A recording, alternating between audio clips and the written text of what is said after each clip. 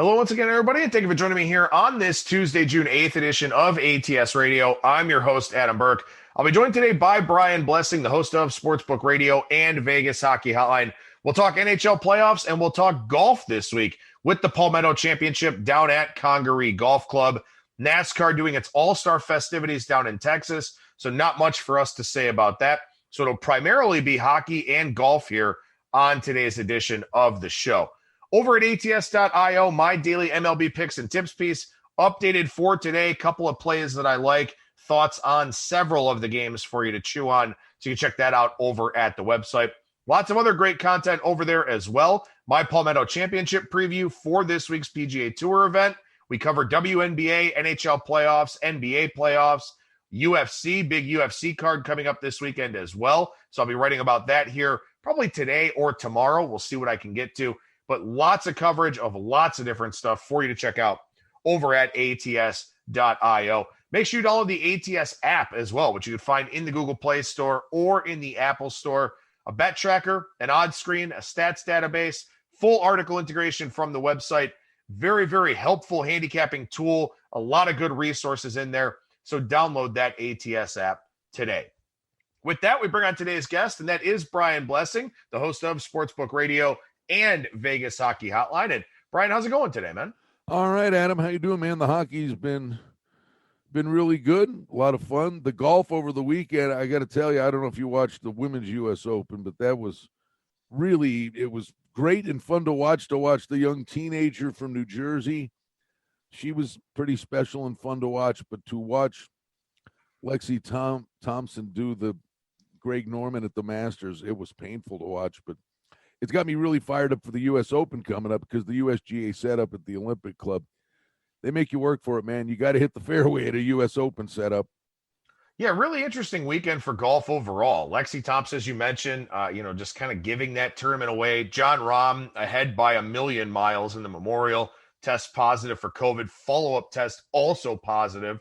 So he has to withdraw from that event. And then, of course, as you mentioned on last week's show, the European Tour event getting pushed back a little bit so that guys could complete the quarantine and all of that. A lot of happenings in the golf world right now, to say the least. And we'll get to that in a minute with a new tournament and a new course down in South Carolina here after we talk some NHL playoffs. And Brian, just as we expected here, the first team in the Final Four is the Montreal Canadiens. You know, we're sitting there before the playoffs started, said the other divisions are going to be done and wait a week and a half for the North to get done. And they're done first. In 12 days, they went from a 3-1 deficit to the semifinals. Yeah, it's crazy. And a 3-1 deficit in the first round and then sweep the Jets. Carey Price has been spectacular for them. He let two horrific goals in, actually, in Game 4 against the Jets. But they owed him one. The team won the game for him against the Jets. But it's pretty impressive. Yeah, very impressive to say the least. Tyler Toffoli, the game winner last night, 1 minute and 39 seconds into overtime. And the thing about Montreal, too, during this 7-game winning streak, erasing that 3-1 deficit, and then, of course, sweeping Winnipeg right out of the playoffs, they did not trail at any point in any of those 7 games, which is absolutely remarkable at this time of the year. And, a couple of things coming out of that series that I think will be talked about quite a bit as Montreal gets the winner of this Vegas and Colorado series, Game 5 tonight. We'll talk about that in a couple of minutes. But, for Montreal here, first of all, as I talked about coming into Game 1 in a preview I wrote somewhere else, Montreal was a pretty good team overall from an analytics standpoint at 5-on-5 during the regular season. Carey Price was just very up and down. He kind of battled through some things and all of that. Wasn't particularly good. He's been very good over these last 7 games and pretty good in the playoffs overall. And the other thing about this series is that Winnipeg mounted virtually no offense once Mark Scheifele was out of the lineup. And I know that you had some very strong takes, very strong opinions on Scheifele's hit and the potential for a suspension. And the Jets badly missed him in the 3 games he didn't play in this series. As I said, they generated virtually no offense, had 18 shots on goal last night in an elimination game. So I guess the question kind of is, how good is this Montreal team? Well, we'll find out. They're going to play the winner of the Vegas-Colorado series, and they'll be rested and fresh. You got to be, I don't think it'll be an issue. I mean, rink rust is a thing a little bit, but basically you're down to a best of 3 with the Vegas-Colorado series. They play Game 5 tonight, and let's see, Game 7 would be Saturday if it went that far. So Montreal, technically, let's say, if that series goes 7, Montreal would be off a week, probably would start on Tuesday. If somebody wins back-to-back here, Montreal probably starts, I guess, Saturday or Sunday, probably Sunday on NBC. They always like the afternoon NBC game. So I would imagine Montreal's going to be off until at least Sunday. I think it's a nice story. It's a good team, but I don't see them, honestly, beating either Colorado or Vegas. I just don't see it happening. And the one thing is, there are some fans now in Montreal, and the league is making an exemption now. So the one thing that actually you should take into account, which has nothing to do with hockey, the American teams will be able to go to Montreal, but if they go there, they're getting thrown back into the playoff bubble of last year, right? I mean, they're like doing them a favor to have an exemption that the American teams can go up there. But like, say now Vegas is up in Denver, they're up there. It's a road trip, and there are no grandiose restrictions on what I mean, there's protocols, but literally the American team's going to go up there, and it's bubble city. They're going to be thrown into the hotel room, and that's it. It's rink and room. But it's the playoffs, it's the semis. But it will all be, foreign to the routines they've been dealing with of late. But then you come, Montreal's going to be coming running into, if they happen to play Vegas, they're going to be playing on the road in front of 18,000 screaming lunatics. So it's off the ice is the stuff that's going to be a little bit different. But the thing that will actually be a treat, Adam, for us, depending on who the 4 participants are, we're actually going to see some teams play a team for the first time this year, and it's finally getting out of this division train wreck. Yeah, that'll be nice. And something else to think about here, too, not only the restrictions for the road team going up to Montreal, but also now all of a sudden you're traveling a pretty significant distance. And Montreal, of course, has done this, going out to Winnipeg and all of that, going out to Vancouver. You wonder if maybe that's a little bit of a benefit for them, because they'll travel across 2 time zones to go to Denver, if that's who they play, or 3 time zones to go to Vegas, if that's who they play. At least they're kind of accustomed to the long travel, the time zone changes, and all of that. Whereas Vegas and Colorado, not nearly as accustomed to that because of the division. I mean, they did go to Minnesota, did go to St. Louis, so maybe it doesn't apply as much here as it could, if we get an East team against Vegas or something like that in the finals. But that is something that's kind of interesting too, I think, is to sort of think about the travel elements here of this, where Montreal may be a little bit better equipped based on going pretty far across Canada during the regular season. I think if that were a thing, it would be on the back end of the series. Like if it's a long series, because you get in early, and then you have 2 in a venue, days off in between, then you play 2, change of venue. But then when you get into games 5, 6, and 7, if it goes long and you're going back and forth for the most part, almost cross country, that would be, I would think, if it were going to be a thing, that's when it would kick in. And yes, Montreal would have, I guess you would say, an experience edge in that department. I just don't know how deep the series gets. I mean, Price is going to have to be exceptional against either of these 2 teams. No, I absolutely agree with you. So we'll talk about Vegas and Colorado here in a second, but let's talk about the other game that was played last night. The Islanders cashing a big underdog ticket over Boston with that 5-4 win. Islanders got out to a big lead, then things kind of got a little bit dicey in that game for them. They were able to hang on, a game that flies over the total here. Really, a lot more scoring, I think, in this series than a lot of people expected, certainly more than I expected.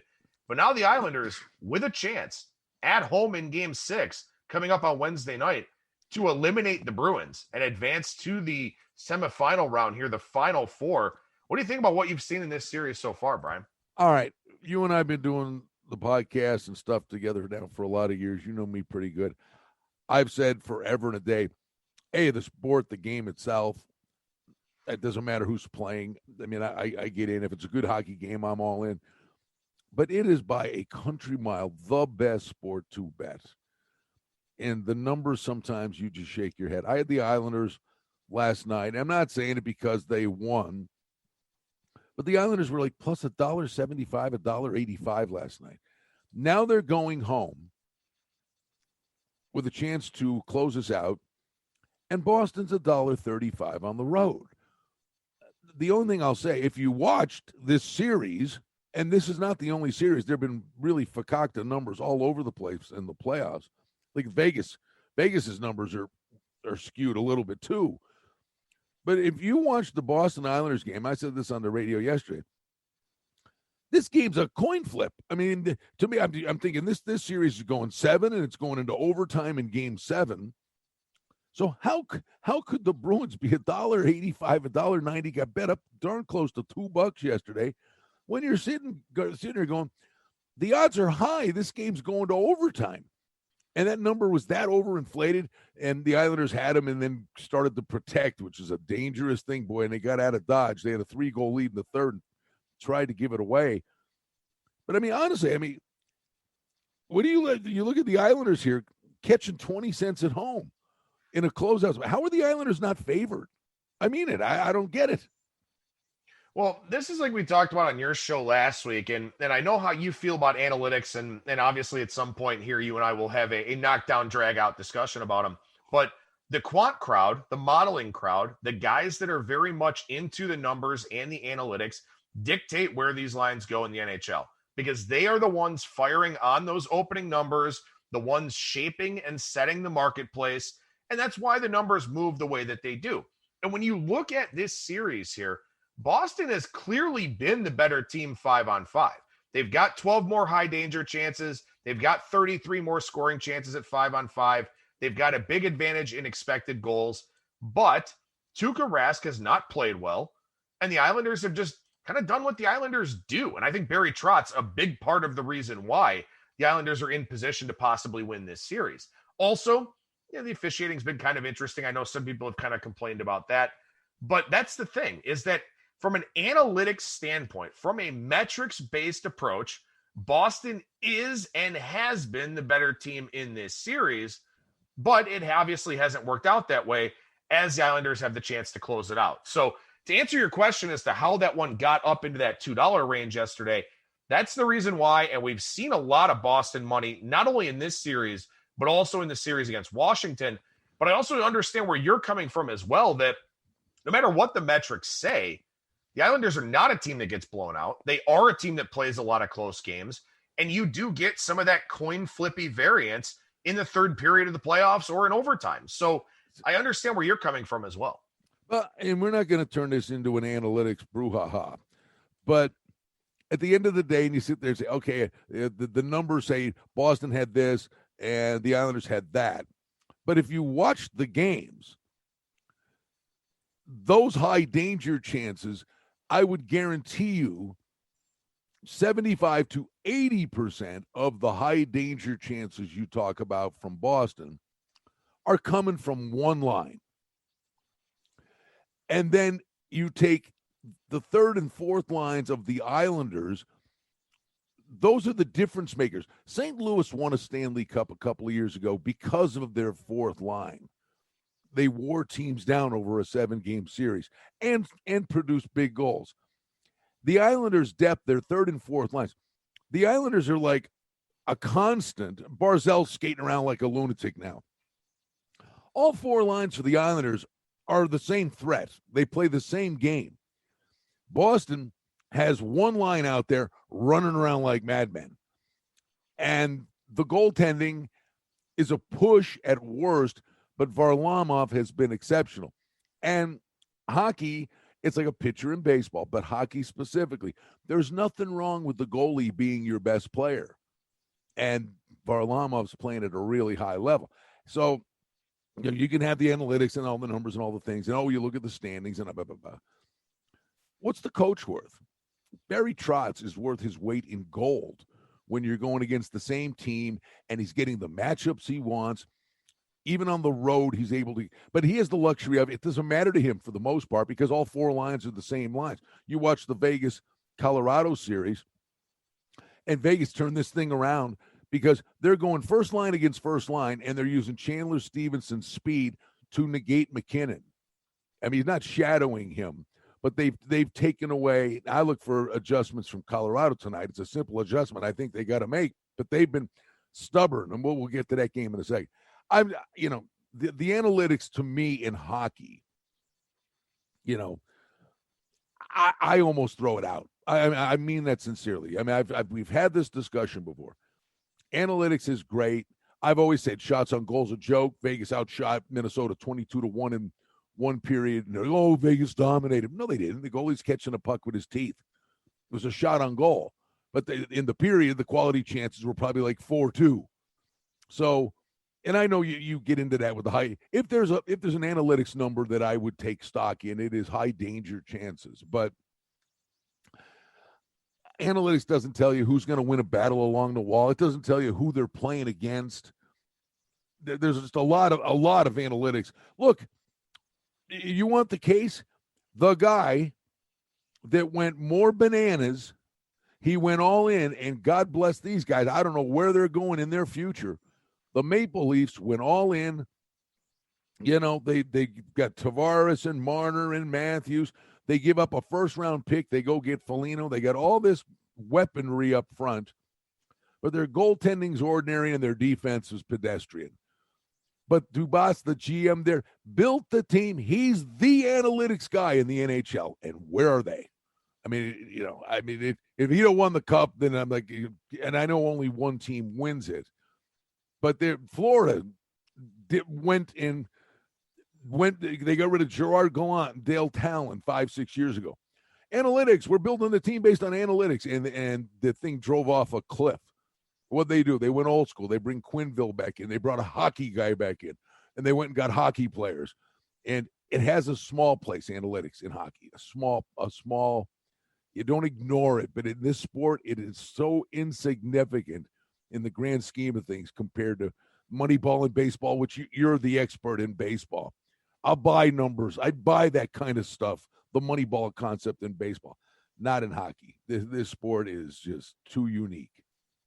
Well, certainly we'll agree to disagree. I think there's a place for the analytics. I think that they can tell us a lot. I think you do have to apply a lot of context to it with regards to the NHL. And obviously, the goaltender is the great equalizer. And that's been something in this series where, Tuukka Rask has not played particularly well. Varlamov has played well. After going back to Varlamov here for game 2, he's played very well in this series. And Trotz, with a good pulse on his team, certainly, to say the least. So, hey, by the way, I mean, I think Rask actually did play pretty well, other than last night. Last night he and then they're saying he's not 100%, so that's not helping their cause for Game 6 coming up tomorrow. But I mean, I don't think Rask has been pitiful. The one thing, Adam, and I don't know if I'm not fighting with you on the analytics thing, but you look at these numbers and all year long, they're this, they're that, they're this, they're that. And the Islanders are a counter-punch team. If you watch this series, my jaw dropped. They did it in games 1 and 2 on the road, and actually, for the most part, it sustained itself. The Islanders are going for it. I mean, this is an Islanders team offensively challenged during the regular season. Palmieri didn't do much of anything when they brought him over, or Zajac. Now Palmieri's chipping in with big goals. The Islanders and Trotz is brilliant because in this series, Boston's like doing a double take. The Islanders have opened up. The Islanders are going for it because they know they're offensively challenged and they know they're going against a good goalie. They're like, they've completely changed their style in this series. They're looking at themselves in the mirror playing Boston. A lot of times you go, Boston, how do they get all these points? They're so top heavy, it's one line.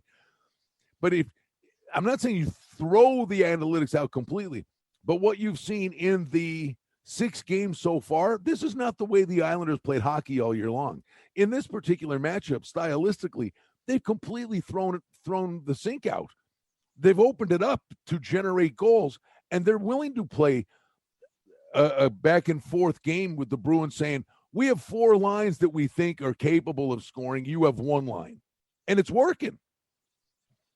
Well, let's go to a couple of the games tonight here. And we got an early one between Tampa Bay and Carolina. Tampa Bay has Carolina on the brink of elimination. Lightning lead the series 3-1, won game 4, 6-4.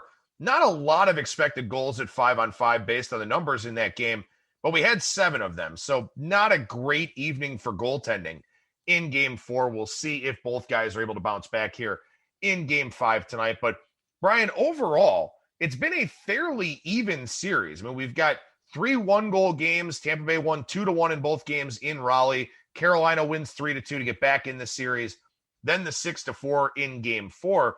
Now we're back in Raleigh for game 5 tonight. Tampa Bay, a small road favorite to finish out the series. What are you thinking about what we're seeing, not only for tonight, but what we've seen from the series as a whole? Well, you tip your hat to Tampa Bay is what you do, I think. My picks before the year, if there were conferences, and there aren't, but of the teams in the East or teams in the West and North, Carolina, Colorado were my picks. And I think Carolina's capable of winning the Cup. Their thing is, could they get by these guys? And Tampa Bay's kind of had their number for a long time.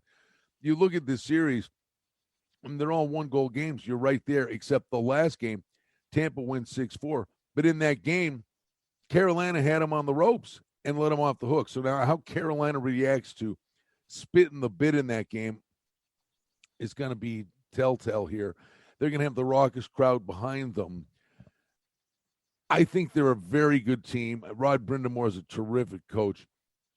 There's a big part of me says they circle the wagons and at least defend at home here and force this to a 6th game and make it interesting. But you had 3 games in a row gone under the total before this last game. But elimination games tend to me, get squirrely. I mean, game 7s maybe are played really tight and close to the vest. But once in the middle of a series, you get an elimination game, you can get a couple empty net goals. We've seen that a couple of times in the past week. A couple empty net goals get you a game's a dead under, it gets it to a push. I got a slight lean to the fact that there are goals in this game. So I'd go over the 5.5. Want to step up with Carolina, but Tampa Bay, man, on top of the skill set they have, they're nasty. I mean, they are not a fun team to play against. I'm going to lean towards goals. I really want to swing with Carolina a little bit, but I think the over is the safer play in the game tonight. Yeah, I mean, Tampa Bay, like we talked about coming into the playoffs, I mean, it's absurd that just all of a sudden you get to the playoffs and you add Nikita Kucherov and Steven Stamkos to your team. I mean, it's insanity that you can add 2 players of that caliber. And the funny thing is, in this series, neither one's been all that dynamic. Neither one's been all that great. It's kind of been the depth guys for Tampa Bay, like an Anthony Cirelli, like a Blake Coleman, like an Andre Palat, that have actually created a lot of really quality scoring chances for them. Carolina, their top guys just really haven't played particularly well in this series. What about the goaltending situation for Carolina here? I mean, Nedeljkovic was kind of their guy down the stretch, played throughout that first-round series against Nashville. Peter Mrazek gets the last 2 games, and it was very good in game 3, pretty bad in game 4. What do you kind of look for out of Carolina tonight in that regard? Well, that's their flaw. The goaltending was the question mark with these guys. Dougie Hamilton can produce offense from the blue line, but he gets a little rambunctious and causes problems going the other way. The thing I would say, after this ends, something to watch for, I think it's going to be a soap opera. The owner in Carolina is, Dundon is kind of an aggressive, he's kind of wacky at times. And Brind'Amour is a phenomenal coach. And they're sitting there wanting to get an extension for him. And Brind'Amour said to him, I'm not signing a contract until you sign my assistant coaches, the training staff, the medical staff, the whole kit and caboodle. then you talk to me. And this thing's just been spiraling, and yeah, they got a series to deal with. But if this is not, when Carolina's eliminated, if this is not dealt with literally in 72 hours, Rod Brind'Amour and the entire staff from Carolina will be in Seattle to start the Kraken's existence. Ronnie Francis is the GM. He sat here. He's waited and waited. What is Francis waiting for? He's not named a coach yet. He is sitting there waiting to see if, and Brind'Amour's got all the leverage. If Brind'Amour does not sign a deal in Carolina, I mean, it's going to be about 7 guys from Carolina are going to be behind the bench and in the locker room in Seattle, and that's going to happen fast. Last game and last series to talk about here, the Tuesday night nightcap, Vegas and Colorado. I know you've got a watch party out at Sunset Station for this one tonight, so I'm sure you're excited about it. Obviously, everyone very excited in Las Vegas about what's transpired over the last 2 games here, where Vegas was in danger of going down 3-0, but they got that comeback in Game 3, played maybe their best game of the playoffs in Game 4. And this is one, Brian, where if you look at the analytics of this series, it has been all Vegas over the last 3 games. Even losing Game 2 the way that they did, they were still clearly the better team in that one, and they were downright dominant in the 2 games at T-Mobile Arena based on all of the metrics. High danger chance advantage of 32-9 in the last 2 games at 5-on-5. What a phenomenal job Vegas has done adjusting in this series and really shutting down all of Colorado's top players. The first game was a blowout. Vegas had played a 7th game against Minnesota, but that's no excuse. Montreal played a 7th game and then beat Winnipeg. But they put Leonard in. Leonard did not have a great night, but they got killed. Vegas made incredible adjustments after the first game. Colorado was going cross-crease passes. Vegas made the adjustments. They get sticks in the lane now. Colorado's power play is unbelievable, so Vegas has to stay out of the box. But the thing I'm usually critical of with Vegas, Colorado's doing right now. Vegas, over the years, they're very good. So then sometimes there's nothing wrong with it, but sometimes to a fault, maybe an arrogance, and we can play any style of game or our game. And you'd sit there and halfway through the game, they're trying all the fancy tic-tac-toe passes and stretch passes, and you're going, dump it in. Dump it in. Go in. You can play that game too. Play a straight game, dump it in, north-south game, get the lead, and then when the other team's chasing the game, the fancy stuff will come. Well, Vegas has made the adjustment that they are taking and clogging the neutral zone up, but they're fast enough to transition and create chances the other way. But Colorado continually is playing into Vegas's hands. Colorado, all they got to do is dump it in, and they keep trying to skate it through. And Vegas is poke checking it away, not letting them get the odd man rushes for the most part. I mean, if Bednar tonight from the jump doesn't just get these guys, get the red line, get it deep, go in, do your forecheck, and play a down and dirty game with the support of the home crowd, and you get the lead, and then Vegas starts chasing the game. That's when McKinnon and Landeskog and Rand, these guys can go nuts in transition. But Colorado keeps trying to, Colorado's like, we're better than you. And they think Vegas is playing a coast-to-coast game with them, but they're not. Vegas is fast enough to make it look that way in transition off turnovers. But Colorado's just got to make one simple adjustment. He's doing lines, this, tinkering with the, combinations. Dump it in. I mean, this is a simple game, and the players just got to realize what Vegas is doing and dump it in, and we'll see if they do that. I firmly anticipate they will. Sometimes you get sucked into, when you're playing to the crowd, and the Vegas thing was raucous and nuts, and they had great support at home. But since Game 2, I mean, Vegas by far gets the better chances. But that's still Vegas's chink in the armor. Vegas can create all kinds of chances, but can they score? And now they're starting to score because Vegas has made an adjustment that we've screamed for here for a long time. Marchessault, Carlson, and Smith is an incredible line with chemistry, and they know where each other are, But again, all the shots are coming from the outside. Marchessault had a hat trick the other night. 2 of the goals, he's standing in the blue paint. William Karlsson is not known to go to the front of the net. The other night, he went to the net. There was a shot. He screened. Puck falls at his feet. He jams in the rebound. A guy like William Karlsson, who doesn't go to the front of the net. Vegas has really committed to going for the greasy goals now. We always accuse them of trying to be too fancy. They've been the far better team because they're simply crashing the net. And Colorado's got to have the same mindset. Yeah, when you look at Vegas's 5-on-5 goals in this series, all but 2 of them coming from basically right in front of the net. So, I mean, look, that's where you need to go to score goals, especially in the playoffs, because all of these teams are so good. That's why they're in the playoffs, at funneling shots to the outside, clearing the front of the net, all that kind of thing.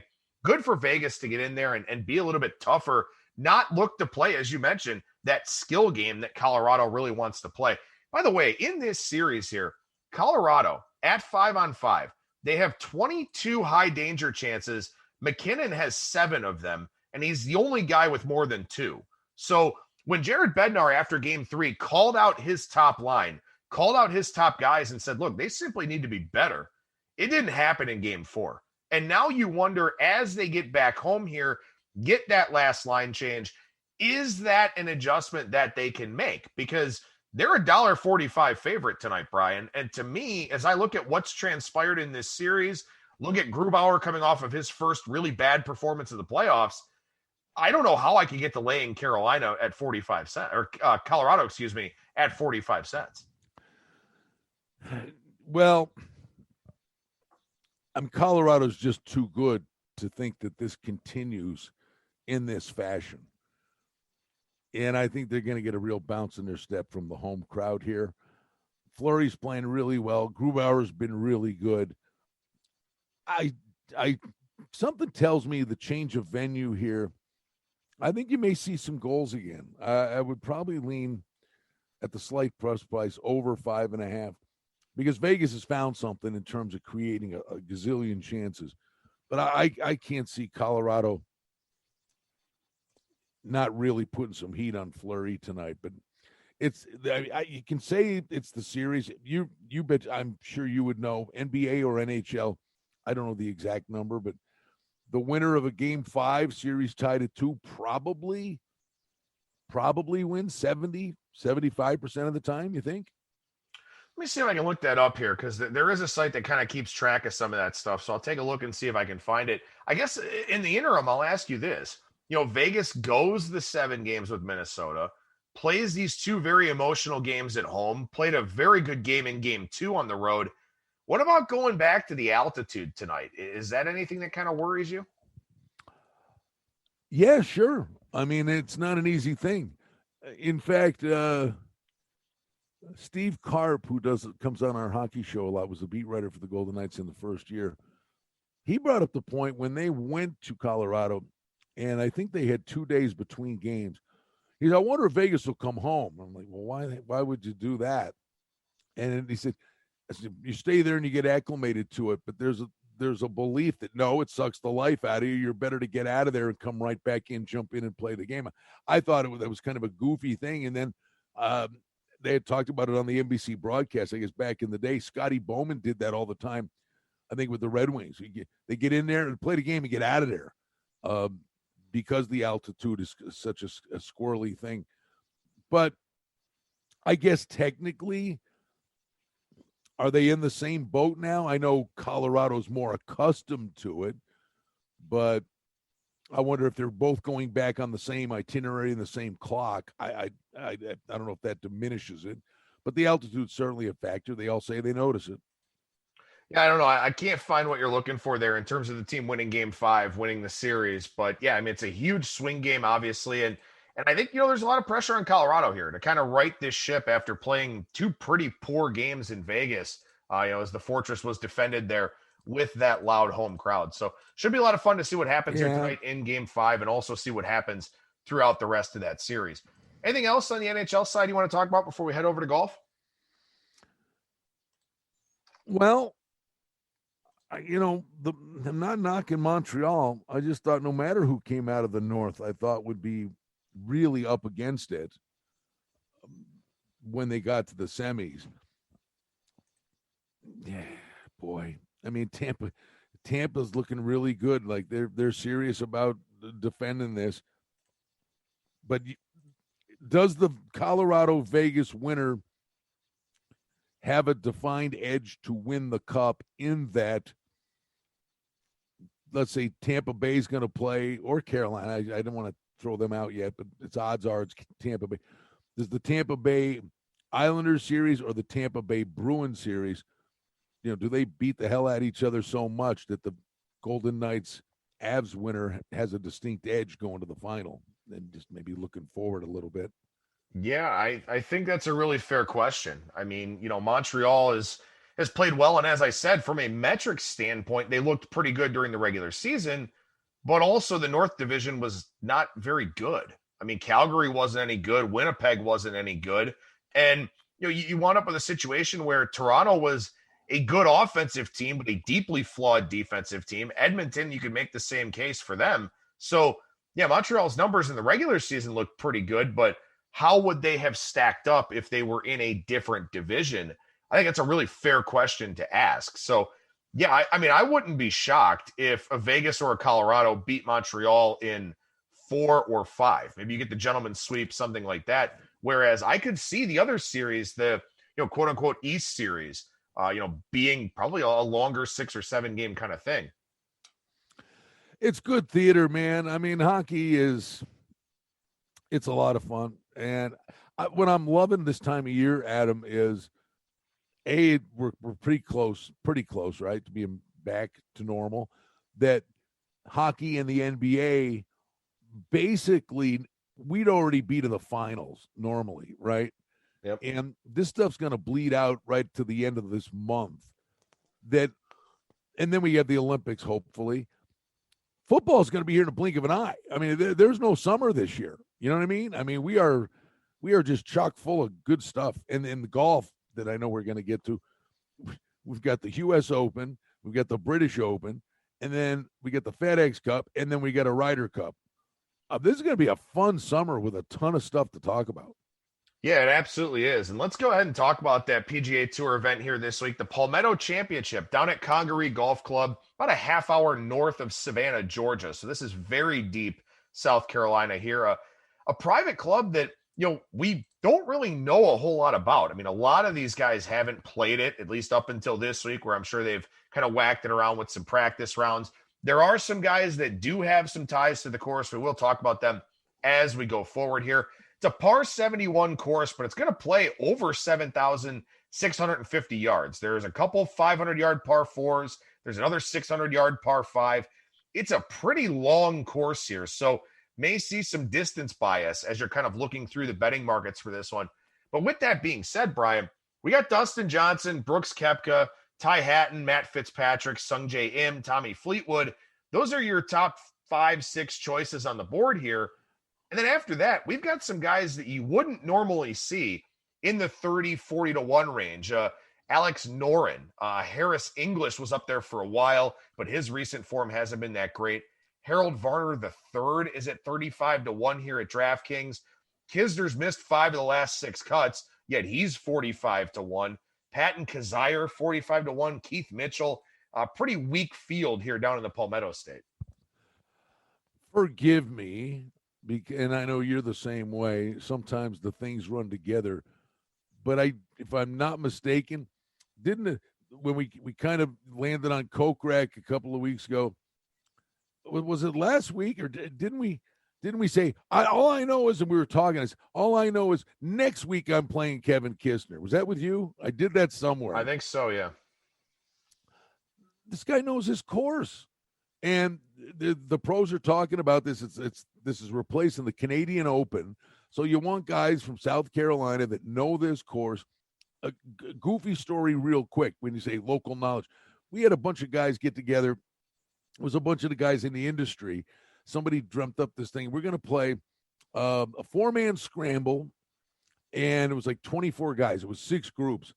And everybody threw a couple of bucks in, and we're going to just a fun Sunday. And we were playing over at the Las Vegas Country Club, where a bunch of us play a lot. We know the course. And we're older guys against a bunch of younger guys that hit 1,000,000 miles. And like we're having like the pep talk, we should go, we can beat these guys. We know this course. And sure enough, we were leading the thing, and the one group eagle the last hole, we lost by 1. But we're going, these guys don't know that if you're 10 feet left of that pin, the closest you're going to be is 50 feet away. The runoffs and the false fronts. But course knowledge here, Lucas Glover said, is that these guys are coming in and they're trying to learn this course for a couple of days. Well, they do this a lot. Guys play courses. Morikawa is fearless. He shows up and plays great, even if it's the first time he played on a course. But I would definitely look at a Lucas Glover or a Kevin Kisner, guys that know this course, because it is a great unknown to them.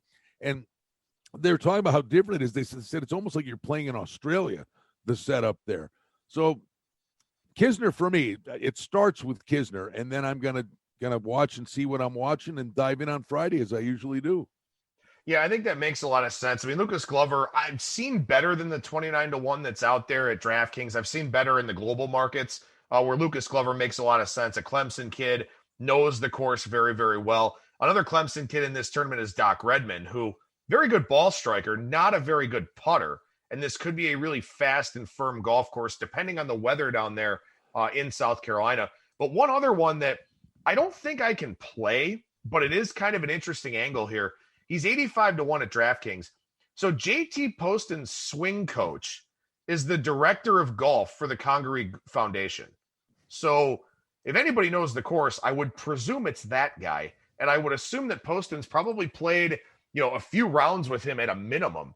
So JT Poston's 85-1, very, very good putter. The rest of his game is not particularly good.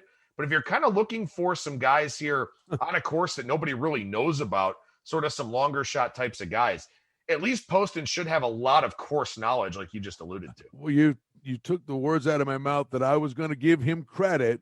So I'm watching the end of the Memorial, and they do a thing now, players to watch in the next event. And, they talked about Koepka coming back in this one.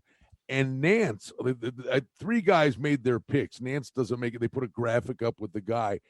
And as it ended, Nance said, hey, I'll just throw a little long shot play in there. JT Poston, because he's got this connection there and everything you just said.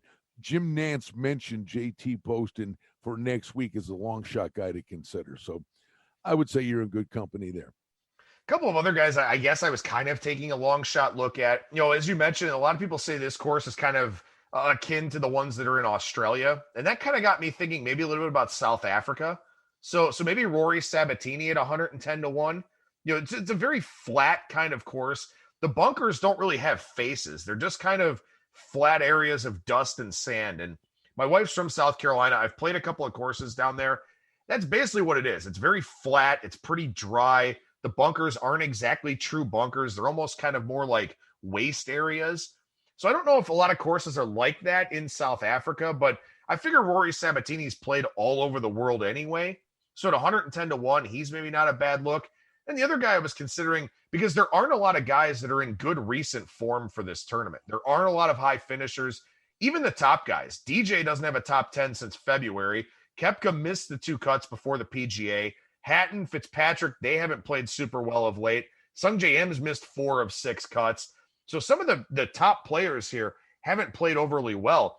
One guy that has played well lately is David Lipsky at 125-1. He's got a couple of top 10s recently. So I don't know, kind of, shoot a few shots and hope for the best here. But those were a couple of the triple digit shots that I kind of keyed in on. I'll throw one at you because the number is kind of catching my eye a little bit. Is the kid from South Africa, Garrick Higo, he's a young kid, played at UNLV. He just recently won 2 tournaments on the European tours, a left-hander. He played, I guess was he in the PGA? I guess he was in the PGA, but he's actually been playing in North America here recently. And 50-1, honestly, seems a little low. So somebody's thinking that this kid could show up and do something. I'm punching up his recent results real quick. He finished 64th in the PGA. So at least he made the cut. That's not bad. That was a tough course. Yeah, I mean, and let me just double check. That's it. So you know what my best guess would be? They're playing this past week at the Memorial. Where do you think Garrick Higo was? Yeah. You know? Yeah. I don't know this for a fact, but I would assume he didn't play in the Memorial, that this kid probably went to South Carolina. I bet you he's played five, 6 rounds down there. And he's in really good current form. He's won twice in the last 7 weeks on the European Tour. 50-1. I talked myself into it. I'm going to go Kisner and this kid. And I think something that'll be interesting too, and I know that you adopt this philosophy on Friday nights of looking for guys that are maybe a few shots off the pace, something like that. Keep in mind that, a lot of guys, and especially the top 6 on the board here from an odds standpoint, they're going to Torrey Pines next week. I mean, they're traveling across the country to San Diego to go play Torrey Pines. Some guys will be fully invested for the weekend here, trying to get this win. Other guys may not be. So there's also, I mean, it's going to be hot and humid and gross and, all that, the South Carolina summer heat. So there are some guys that may, be pretty excited to be out there and maybe have a chance to win something. And other guys that are just going out there to shake off rust, take a few swings, whatever the case may be. So, I'm not saying necessarily that I'm looking to fade DJ or Koepka or Hatton or any of those guys in matchups, but I don't think I could take any of the short prices this week from an outright standpoint. You're even making my case bigger to take a shot with the Higo kid from South Africa and then played golf in Vegas. I mean, he's played in nothing but heat. That's a good point. That's an excellent point there. A lot of good thoughts on this Palmetto Championship. We'll have a lot of good thoughts on the U.S. Open next week at Torrey Pines. But always good to chat with Brian Blessing, the host of Sportsbook Radio and Vegas Hockey Hotline. Also contributor to our ATS YouTube page. There's some division previews for you to check out for the NFL over there. But, Brian, where else can people find your work, man? Well, easiest thing probably, Adam, is on Twitter, at Brian Blessing. Put the links out for all the good stuff. But you join me on Thursdays. We do Vegas Sportsbook Radio from 2 to 4 Eastern. Sirius Channel 204, the Sports Grid Radio Network. If you're a hockey fan, KSHP.com. 1 o'clock Pacific time. We dive into all things NHL, and obviously we got the Golden Knights and the Avs. Dave Shane's the beat writer for the Golden Knights. He'll be joining us today at 4 Eastern, 1 Pacific.